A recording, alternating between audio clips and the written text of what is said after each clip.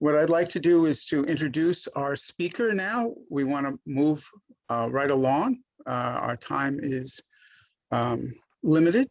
So our speaker today, Gilbert Gutierrez, has over 39 years of meditation experience, and that includes his study of various martial arts as well as Qigong.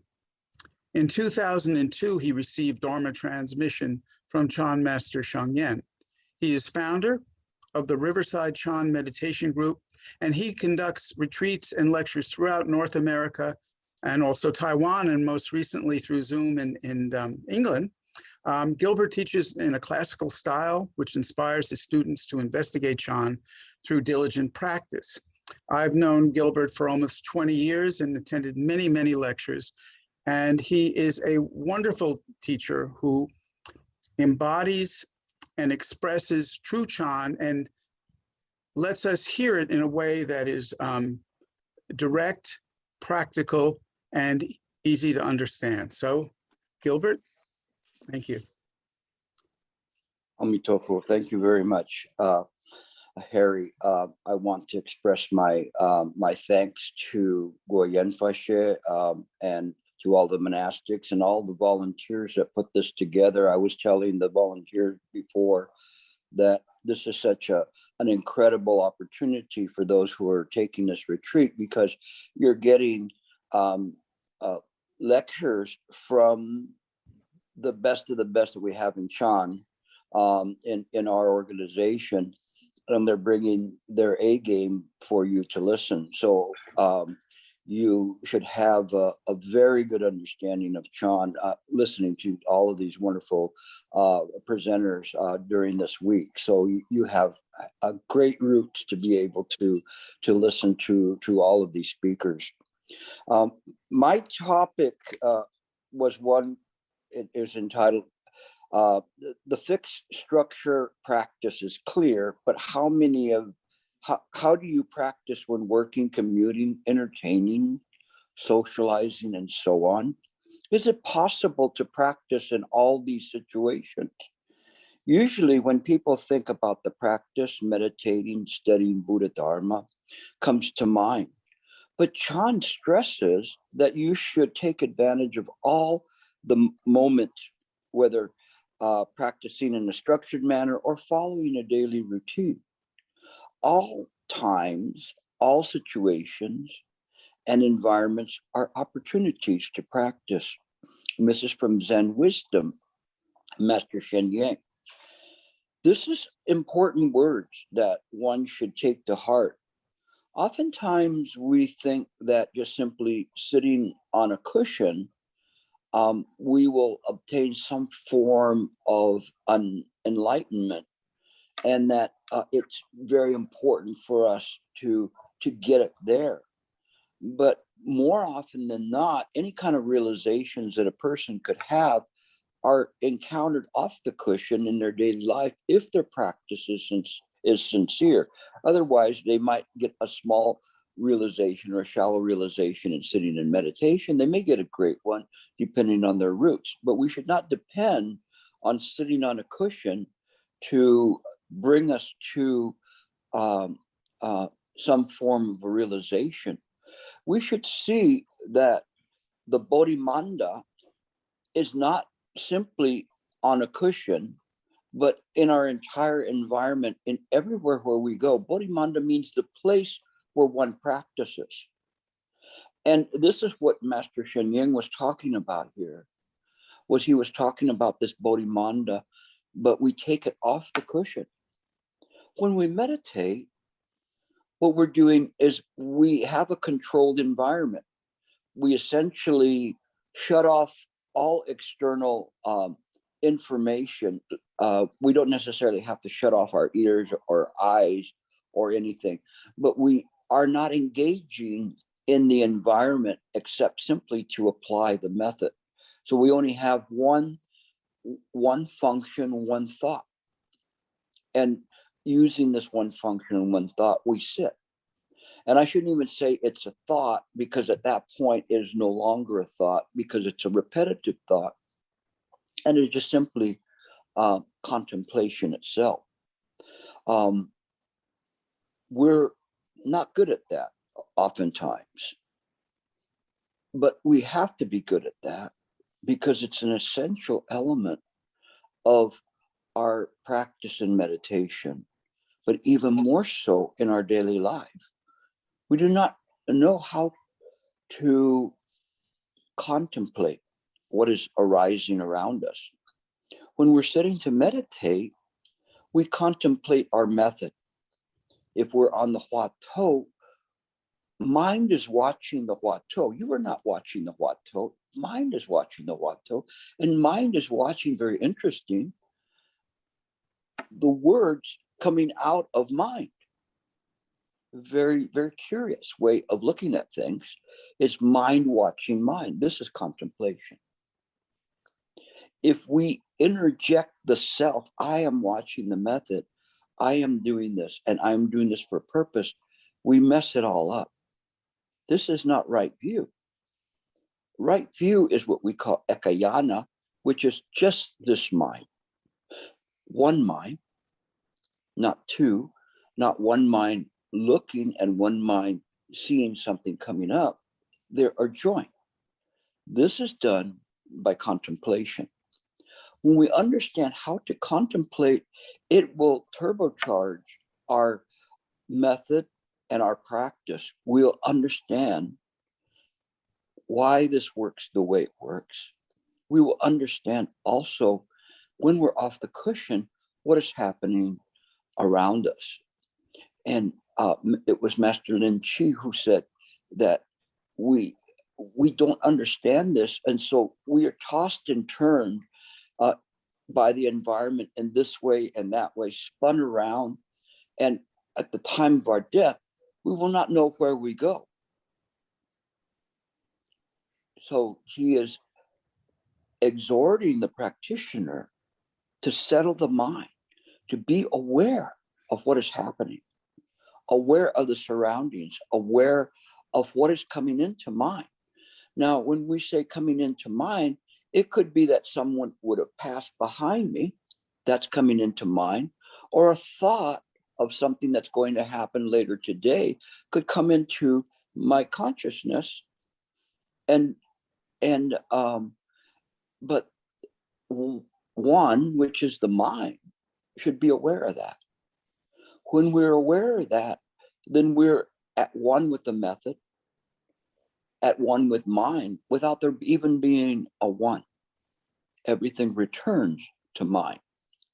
When we understand that, then we can sit properly on the cushion. It's very interesting. There's many masters with great treatises in terms of how to practice the essentials for beginners, such as Master Han Shan, Master Bo Shan, Master Ling Chi, Master Xu Yun, a more contemporary master. And they all are saying the same thing. They're all saying to return to mind.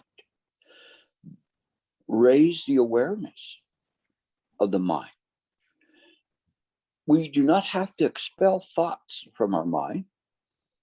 The thoughts naturally go and appear in accordance with causes and conditions. We simply have to understand this, which is pratika samapada. Master Sheng was very strong on having us understand this. Pratika samapada is causes and conditions never fail. If you look at that and you look at the sutras, you will find that in the sutras, they say pratika samapada is mind. Why? Because that's how mind works. So now we have the clue about everything around us that we look and we say, this is something that is why things are appearing, why things are disappearing. We understand they all have a cause and condition. We understand that when we sit to meditate, that however our effort is in meditation will be the product that comes out of it, the condition that comes out of it. Now, reviewing you before as you were sitting there, I see some people are drowsy.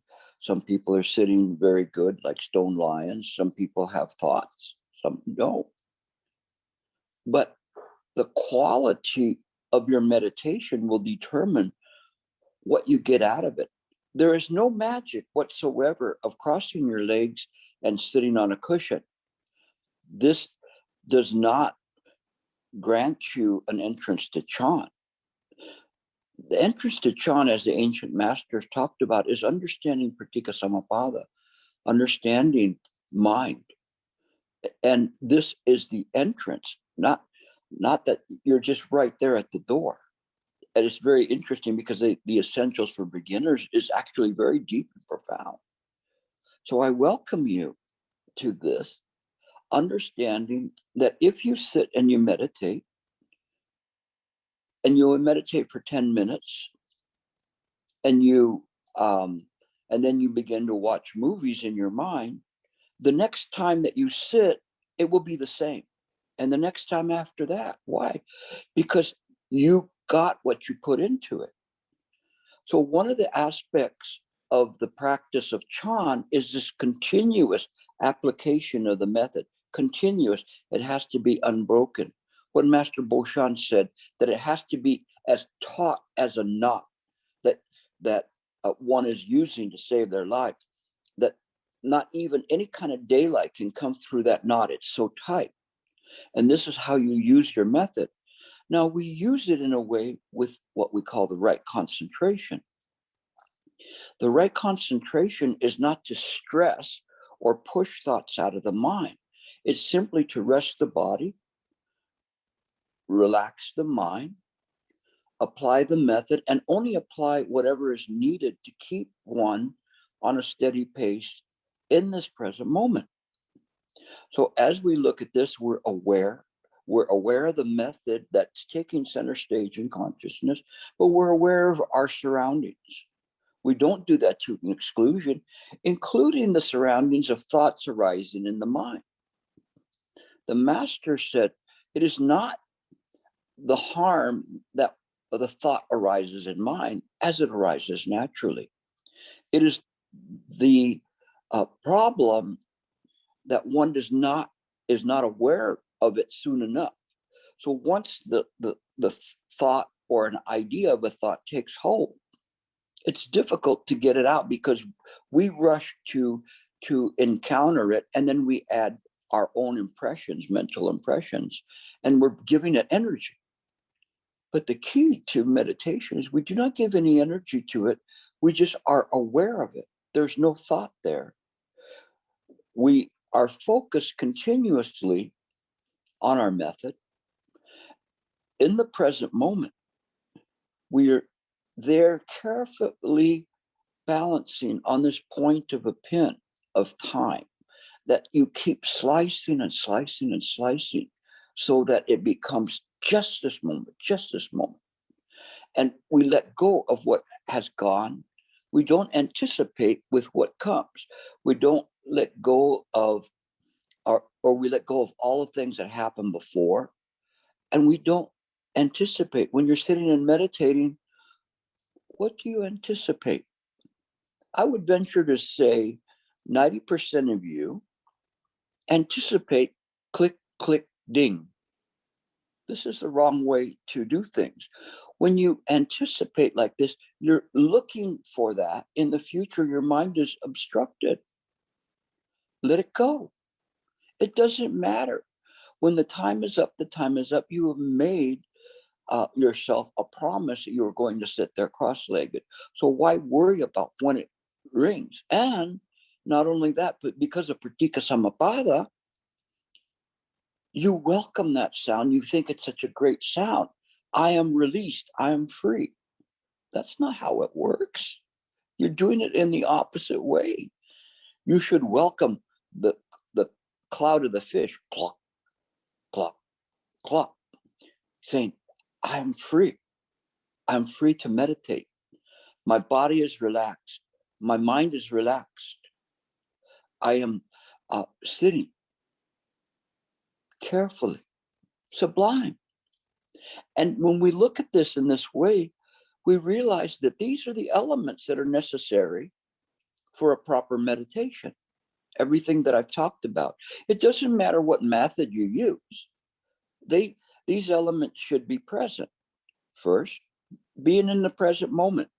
You are in the present moment with your method. So the method has to be there. You have to know your method, irregardless of what method. If it's the Huatou, you're there right before the word, looking with the Huatou from where it comes. We don't put any attention at the back end of the Huatou. We put the attention in the front end, where the thought arises. This way, mind melds with mind, that which is the awareness of mind, looking at the Dharmakaya, the mind ground. And out of the Dharmakaya comes the Huatou. But we don't watch the tail of the Huatou. We come back immediately to look at where the Huatou came from. If we're using sound illumination, we're just simply there aware. Now, when we're there, the Huatou, we're not concerned about any things that are in the environment. We're concerned about anything arising in the environment that we're not aware of. So we have already spread our awareness to everything there. The mind is in a state of equanimity. All of these things have their own place and time. And if it's not the place and time for it, we just set it to the side. We don't think about, oh, I hope it's coming, it's whatever. We are with our method, which is silent illumination, aware of everything. When we're using the Huatou, it's just like we're trying to directly contemplate. And when you go outside and you look at a flower or something and you directly contemplate. But here you're directly contemplating the method. And the method is meaningless. This Huatou. We're really looking beyond the Huatou as to where it came from. And just keep resting the mind there. In silent illumination, we are aware of things. We're aware of the comings and goings without having to give them, to casting them out or giving them permission to stay or to do anything. We just realize this is just mine naturally in this moment. If we're using recitation, it's the same thing. We're just reciting, but we are concentrating on the recitation. We're concentrating in the proper way as to how to recite. Time forbids me to talk about all these methods in detail, but I hope you have a good command of them. What is important here is these elements that are there, which is the present moment, this awareness of the mind environment. And understand the mind environment includes your consciousness and everything that you perceive to be external from you. All of that is the mind environment. Your method is there, and you're properly concentrating on your method via contemplation. It's continuous. Your body and your mind are relaxed. And you're sitting there in a way of not wanting anything, not needing anything.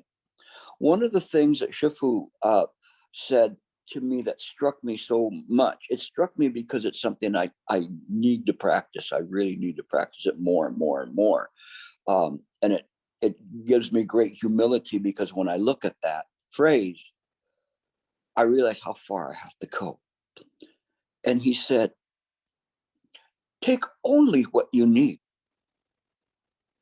And I look around and go, well, I don't need that clock, especially now.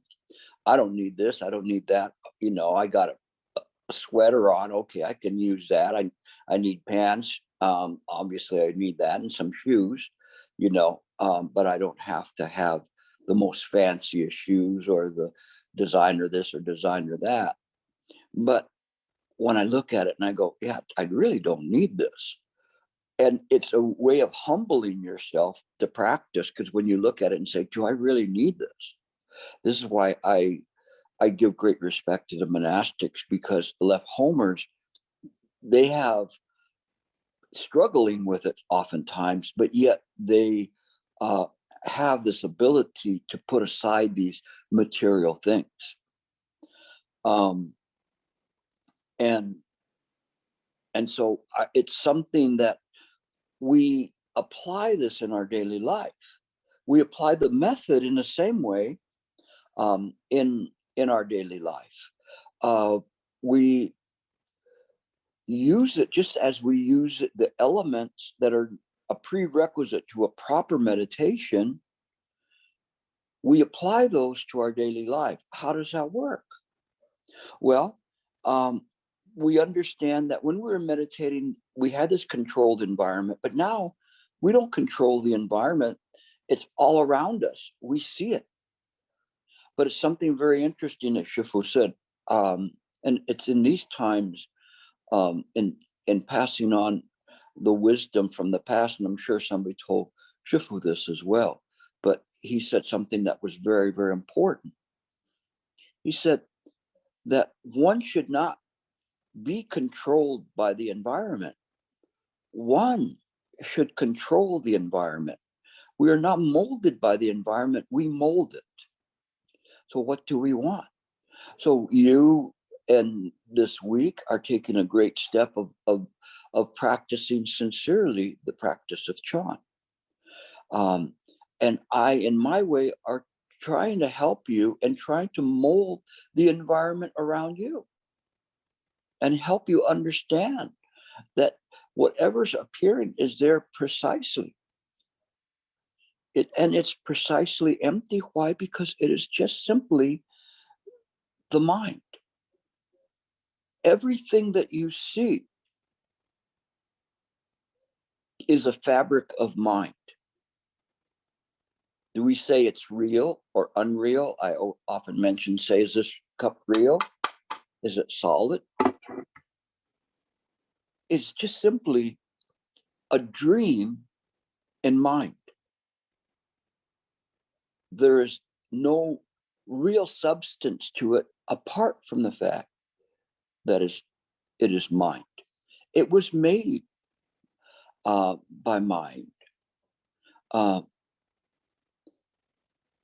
it was one of the things that I remember from the liturgy in the Chan retreats, to know all the Buddhas of the past, present, and future, perceive that all Dharma Dhatu nature is created by the mind. Everything. And that struck me so much. I didn't know what it meant, but I thought it was something that I wanted to explore, examine, to contemplate what it meant. It's a very powerful statement that's there.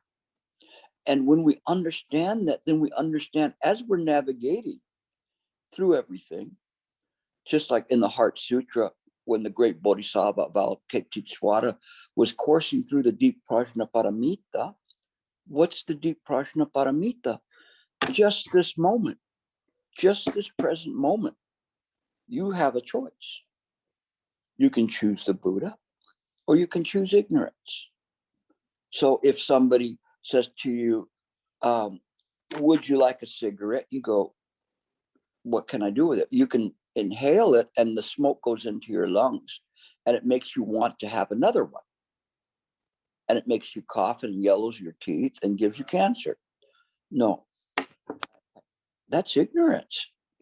I think I'll stick around here for a little longer. So in this present moment, you always have a choice to choose the Buddha or to choose ignorance. In everything that you do then, this is how you practice, John. You are aware of things.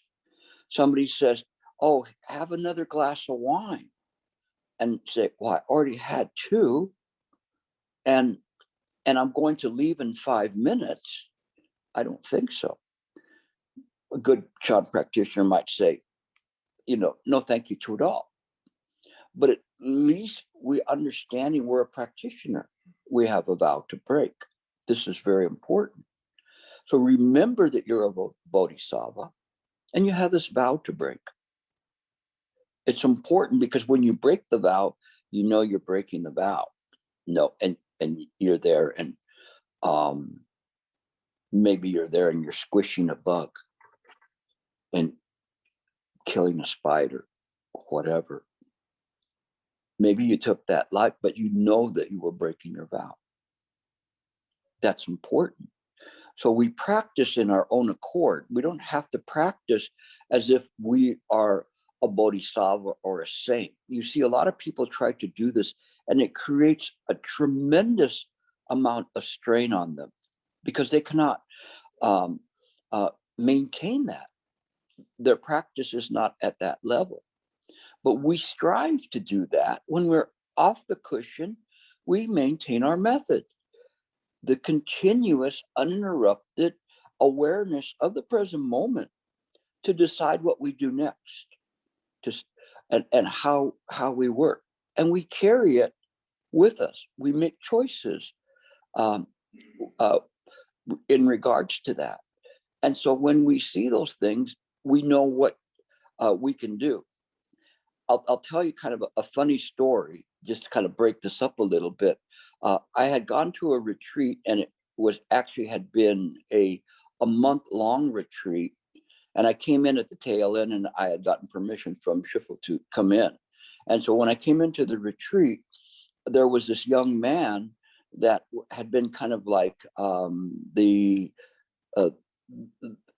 playful favorite of been given a lot of attention by Shifu. And so when I came in, they put me at the front and moved him over one seat, so he was no longer as close to Shifu. And I could tell that he was very, very jealous of that, because all of a sudden Shifu was talking to me. And so he, at one moment in the question and answer, he said, Shifu, he says, how can some people practice if they're they're not very good people? And he said, what do you mean? And the young man said, well, like lawyers, they lie all the time. And Shifu smiled, because he smiled and I smiled at the same time, because we knew where all of this was going. We were aware of it. This was just mind to mind. We were smiling where this was going. So then Shifu went, well, Gilbert, he's a lawyer. Why don't we ask him? And he said, Gilbert, is it true that lawyers lie all the time? And I said, no, Shifu, we don't lie all the time. And I emphasized the all. And so it was very funny. But then I went on to say that as an attorney, I have a trust of my clients. I have to be an officer of the court and not lie and not do anything deceptive. So it's a good practice, moment to moment to moment. As an attorney, I can practice and utilize my Chan experience. And in doing this, then I elevate the practice of an attorney, and I also am consistent with my practice of Chan. And so I don't take things that don't belong to me. I give the best effort to my clients. So just a little bit more on that, because I said, Shifu, that brings me to mind of a question. And he said, and he looks at me, he knows that I'm setting it up. And I said, in my work, oftentimes people call and they want to talk to me right at that moment. And I'll tell the secretary, tell them I'm busy, tell them anything, but I can't talk to them now. And once the secretary went, oh, that's a lie, and I'm going to tell Shifu on you. And I said, I'm not lying, you're lying. And so then I asked Shifu, what do you think, Shifu? Is that a lie? And Shifu turned red, and he had this kind of a sheepish look on his face. And he says, I do that all the time. Otherwise, I can get nothing done. And so you see, we don't have to be these perfect bodhisattvas that if you try to say something, this is a horrible stain on you. We practice in accordance with the conditions and with wisdom. And so we work in this way. We use wisdom and compassion, and we balance those so that we can measure what we do. So if somebody says, I want this from you, and you know they're going to use it for some illicit purpose or to buy alcohol or drugs, we don't do that. No, but if we really need help or someone needs help, we offer that help. So today, this morning, someone had texted me very early, the first thing before I even got out of bed. They have a problem with someone of suicidal. Well, I have enough time for that to address those issues and do things because that's just something that's there. The compassion is there. The wisdom was there to know that I had enough time to deal with that issue a little bit, and I'll deal with the rest of it later on. But we use our wisdom and compassion to break down ignorance. We don't let ignorance take a hold. Pratika Samapada. The more we have ignorance, we know, because we're practitioners, we know if we're doing something right or wrong. We don't go, hey, did you know about so-and-so? Yeah. And they go, really? You know, that's not right. You know, in terms of gossiping and doing things of this nature, or listening to the gossip, this is something that is very, very harmful to the environment, and it can come back to bite you as well when they find out who is spreading these rumors. We practice as impeccably as we can without fault or obstructions. But we know we're not going to maintain that, but we try our hardest. The more we try, the better it is. The more we try to hold our method, hold it, hold that method, hold that method, hold it for a full period. See if it's not different than when you hear click, click, ding, you may not even want to hear that sound. Some of you have already gotten there where you have heard click, click, ding, and it doesn't have any effect on you. You are aware people are getting up and walking around in the retreat, but it doesn't matter to you because you're still on the method. The time at that point becomes irrelevant to you. You simply are practicing this way with a single-minded purpose. When we practice in our everyday life, we practice in a single-minded purpose. What does that mean? We perform the function that's necessary in that moment. So if we are doing something, we give all of our attention to that purpose. Doesn't mean to the exclusion of awareness. We are aware, but we are functioning in this way. It's as if somebody was typing on their computer and all of a sudden the computer goes, I'm tired. What? And you keep typing, Gilbert, don't you want to play a game? What? I'm doing this, I'm typing. And it keeps coming up with things. You know, your sock drawer needs to be straightened out. Why don't you go do that? Your nails need to be clipped. What kind of a computer would be like that? You'd throw it out. This computer's no good. Why? Because it has a virus. And here's the clicker here, because if we use the computer and say that the computer is the Dharmakaya, and the one that's typing is mine, but for some reason it has a virus, then you discover that you are the virus, the ego, the personality, a life and being. When we talk about emotions, anger, happiness, whatever it is. To subdue these emotions, we do not subdue them by force, but by illumination. We don't have to pick them off one by one. We illuminate the mind, and all the emotions are subdued. Fa Yang said that one does not subdue the mind by force. Think about this. We don't force the mind to do anything. We subdue it by virtue of illumination. And by virtue of illumination, anything in the five skandha, form, sensation, perception, volition, and consciousness, they're fundamentally empty. There's nothing there.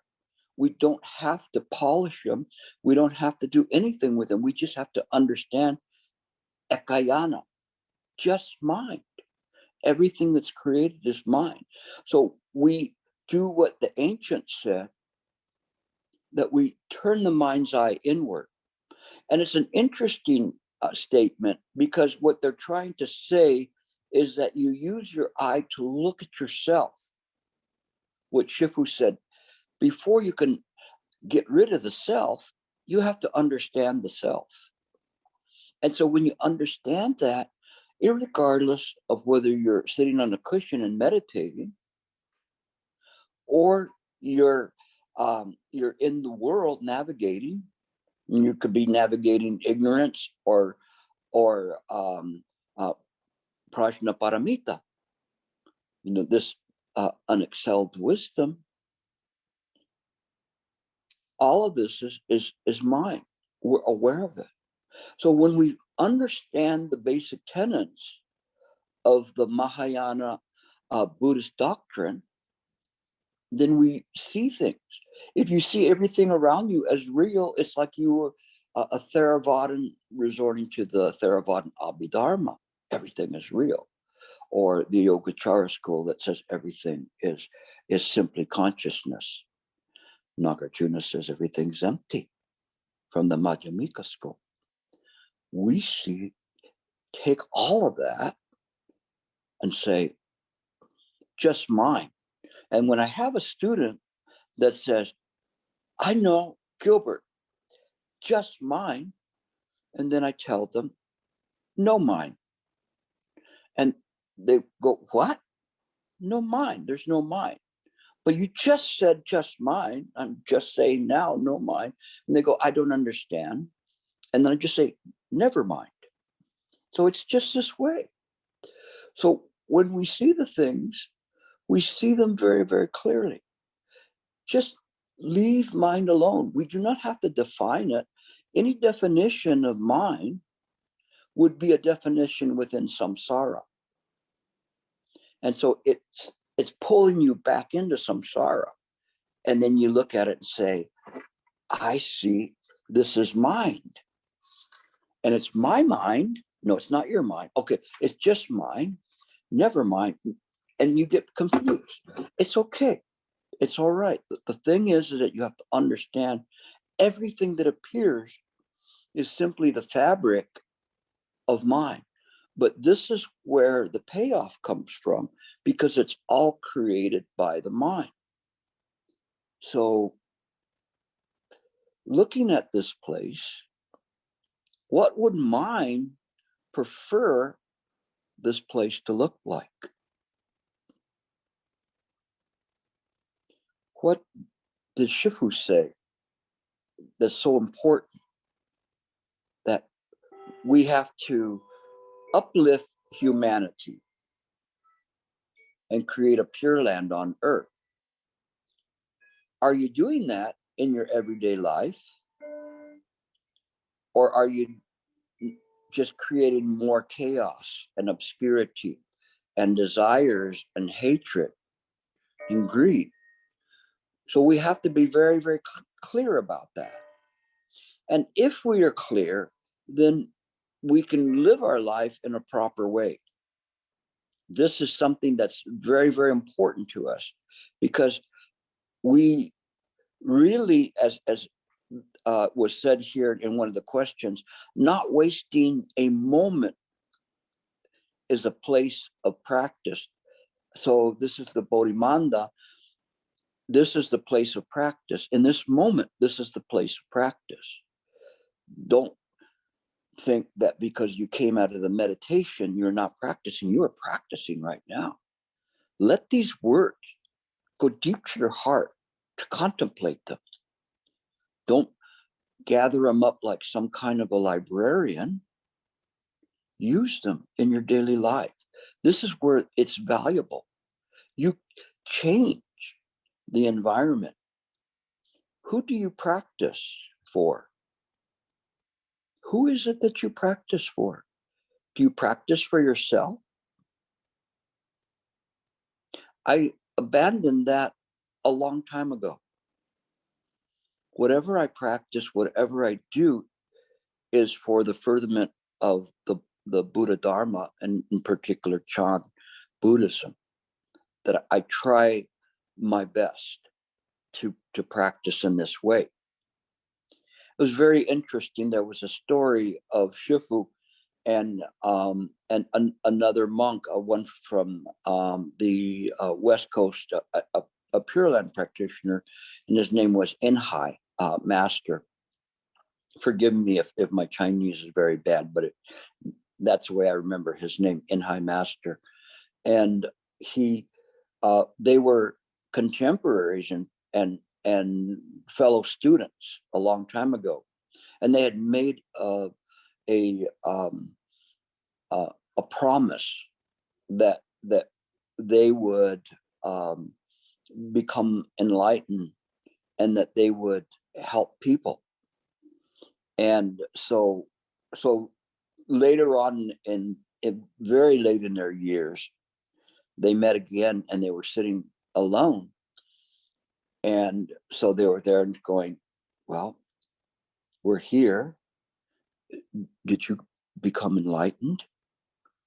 And the one said, no, I didn't become enlightened. And he went to Shifu, how about you? And Shifu said, no, I didn't become enlightened either, but I've dedicated my life to pointing people in the right direction and propagating proper Buddha Dharma. That's enough. We don't have to worry about ourselves. If Shifu was not concerned about that, you should not be concerned about it either. You don't worry about that. Just practice. And as you begin to practice, the bodhicitta will naturally arise in you, that you will want to help people.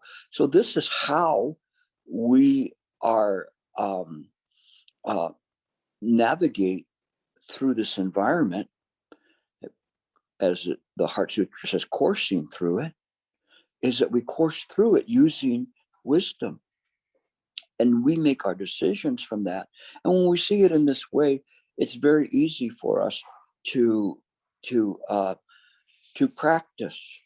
And even more so than when you go back to sitting on your cushion, you can practice even better, because you're not trying to crank up the calmness factory there. You're already calm. Your demeanor is calm. And in this way, this is something that is important. As I'm going through this, let me see, because I wrote several pages of notes to talk to you about. But as it is, it seems as though I spoke about most of the stuff that's on these pages. When we practice, we maintain a calmness. Hold on a second. I've got a battery that's going to die unless I switch power over to it. There we go. We maintain a state of equanimity of the things around us. We don't let anything get too important, too excited, too depressed. We try to keep this middle ground, the middle way. And Shifu stressed that a lot, to be kind of in this middle ground.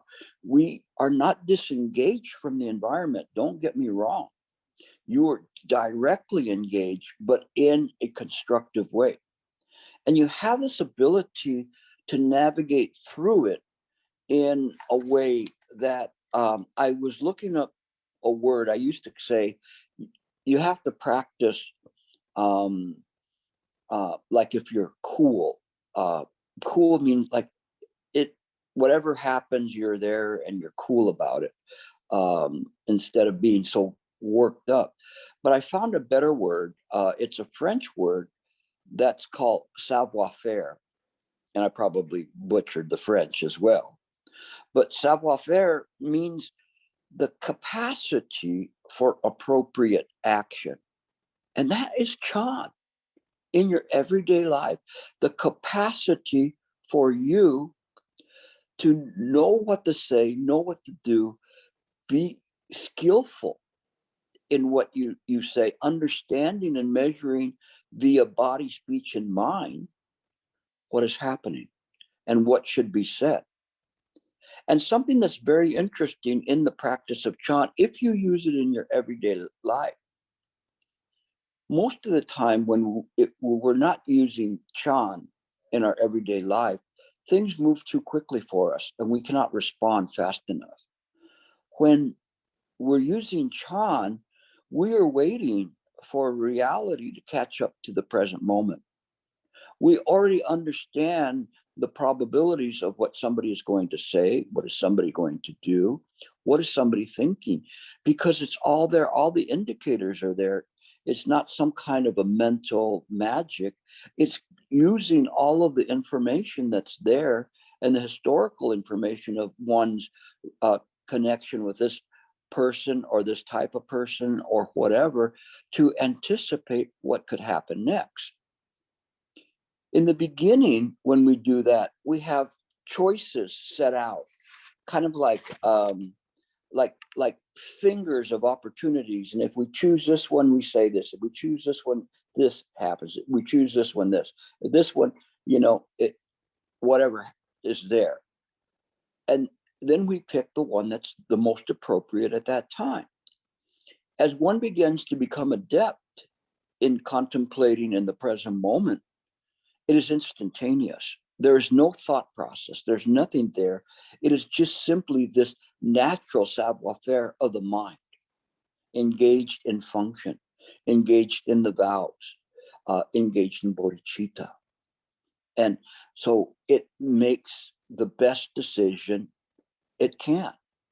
Sometimes we're faced with what they call Hobson's choice. There's no really good decision to make, but we still make one understanding that. We have the wisdom enough to know that and try to do our best with it. But nevertheless, what happens is the mind's processing speeds up. This we are not aware of because it's mind. It's not running through the five skandha via the perception of the skandha, which is obscure. It's running through mind. And when it runs through mind, it is aware of the things around you and makes decisions based on wisdom and compassion. I invite you to keep practicing so you may get a taste of this. This is the taste of Chan. And if you can do this, it will help you because it will begin to guide you towards the practice of Chan in a better way.